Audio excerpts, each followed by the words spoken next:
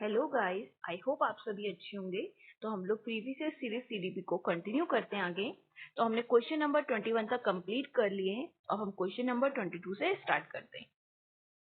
According to Abraham H Maslow's hierarchic theory of needs, which need is on the bottom among the following needs। ठीक है, तो Maslow की theory हमने already मैंने आप लोगों को लास्ट क्लास में भी बताया था। इसमें पूरा मैंने आपको एक चार्ट शो किया था जिसमें मैंने आपको बताया था कि हम लोगों के पास क्या होते हैं। ये हमारे पास 5 स्टेप में हम लोगों के पास होते हैं। तो मैस्लो की थ्योरी का जो बेसिक नीड होता है वो हम लोगों के पास कौन सा होता है? ये हम लोगों के पास क्या होता है? Basic need. Bottom, basic need. Bottom से मीन्स क्या होगी हम लोग के पास? जो बेसिक नीड हम लोग की आएगी। तो पहली नीड हमारे पास क्या होती है? रोटी, कपड़ा और मकान, जो कि हमारे साइकोलॉजिकल नीड्स में आती है। ठीक है, ये हम लोग के किस में आते हैं? Psychological needs. उसके बाद आता है हमारा सेफ्टी। फर्स्ट में हमारे पास आ गया साइकोलॉजिकल, देन सेकंड हमारे पास आ गया सेफ्टी। जब हमें सेफ्टी मिल जाता है तो उसके बाद हमें चाहिए होता है लव एंड बिलोंगिंगनेस। जब लव एंड बिलोंगिंगनेस भी मिल जाता है तो फिर आता है हमारे पास स्ट्रीम नीड्स, यानी कि हमें सेल्फ रिस्पेक्ट चाहिए होती है। हम जब कहीं पे जाते हैं तो हमें एक रिस्पेक्ट चाहिए, हमें एक फ्रीडम चाहिए, एक स्ट्रेंथ चाहिए, हमें कामयाबी चाहिए, लोग हमें जाने। एंड द फिफ्थ जो हम लोग के पास होता है वो हम लोग के पास होता है एक्चुअल, जो हम लोग के पास होता है जब हम कहते हैं ना आई मीन दैट वाली फीलिंग, उस तरह की फीलिंग, इसको हम कहते हैं सेल्फ एक्चुअलाइजेशन। ठीक है, कि जब हमें सेल्फ एक्चुअलाइजेशन, यहाँ पे बहुत कम लोग इस स्टेज पे पहुंच पाते हैं ना। ह्यूमनिस्टिक स्टेज भी हम लोग इसे कह सकते हैं इस तरीके से। तो यहाँ पे बहुत ही कम लोग यहाँ पे पहुंच पाते हैं। ठीक है, तो है आप सभी को समझ में आया होगा। यहाँ पे मैं थोड़ा सा रिमूव कर रही हूँ क्योंकि ताकि आपको प्रॉब्लम ना आए। ठीक है, टोटल 5 होते हैं, ये इतना आप लोग को याद रखना है। Which of now the next question is which of the following is not a psychosocial motive? Psychosocial motive कौन सा इन ऑप्शंस में से नहीं होगा? देखिए, अचीवमेंट, डेफिनेटली सोसाइटी में हमें एक अचीवमेंट चाहिए होती है।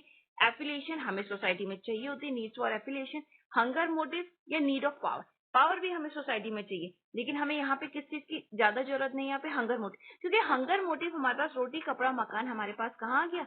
ये हमारी बेसिक नीड्स में आ चुका है। मैस्लो की थ्योरी हमने यहाँ पे पढ़ी, ये क्वेश्चन हमने यहाँ पे बताया आपको, है ना, मैस्लो का। तो मैस्लो की थ्योरी यहाँ पे आ चुकी है, तो यहाँ पे हमें साइकोसोशियल मोटिव में यहाँ पे इसका कोई भी रोल नहीं है। ठीक है, now the next question is anoxia and nervosa and bulimia and nervosa and the binge eating comes under which group of disorder? तो ये हम लोग के पास कौन से ग्रुप के डिसऑर्डर में हम लोगों को मिलता है? तो ये हमें मिलता है feeding and eating disorder. Feeding and eating disorder में हम लोग को मिलता है, क्योंकि ऑटिज्म डिसऑर्डर ये कभी नहीं हो सकता है, स्पेसिफिक लर्निंग डिसऑर्डर नहीं हो सकता, न्यूरो डेवलपमेंटल डिसऑर्डर ये कभी नहीं हो सकता है। ठीक है, that means feeding and eating disorder. तो इस क्वेश्चन को आप डायरेक्टली ऑप्शन से भी क्या कर सकते थे? एलिमिनेट कर सकते थे।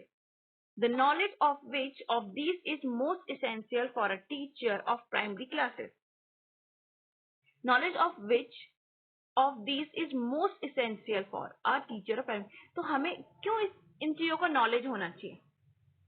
ठीक है, हमें इसमें से किस चीज का, जो हमें 4 ऑप्शंस गिवे, इनमें से कौन से ऑप्शन का हमें एक इसेंशियल नॉलेज, एक प्रॉपर नॉलेज होना बहुत जरूरी प्राइमरी क्लास का टीचर बनने के लिए?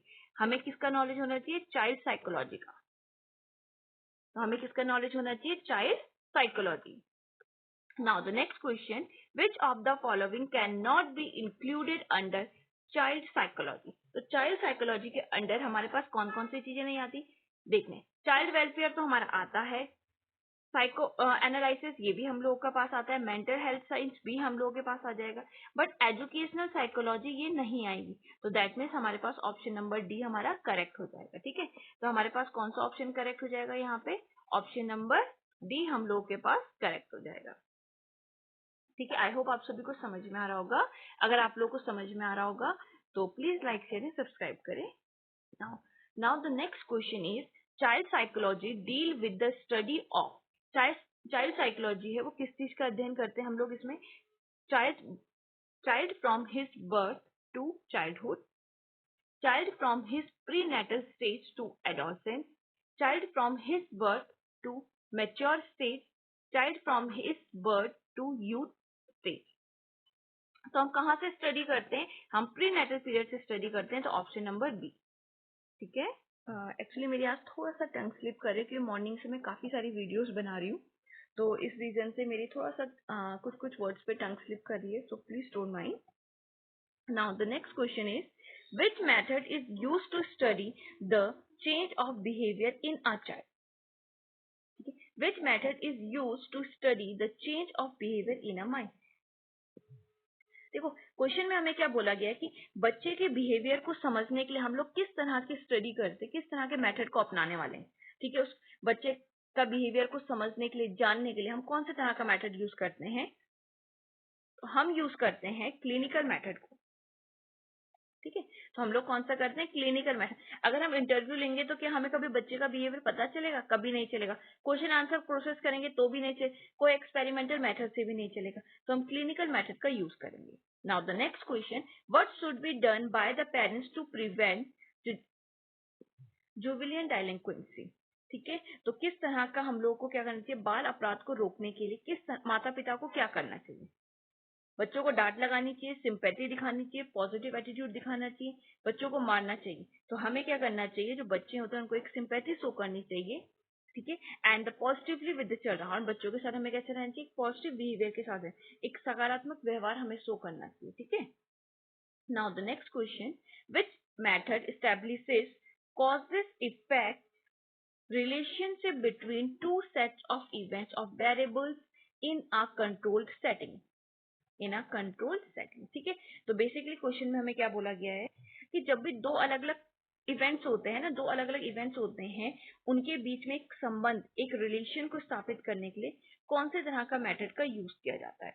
तो हम लोग कौन से तरह का मेथड यूज करते हैं? हम करते हैं एक्सपेरिमेंटल मेथड।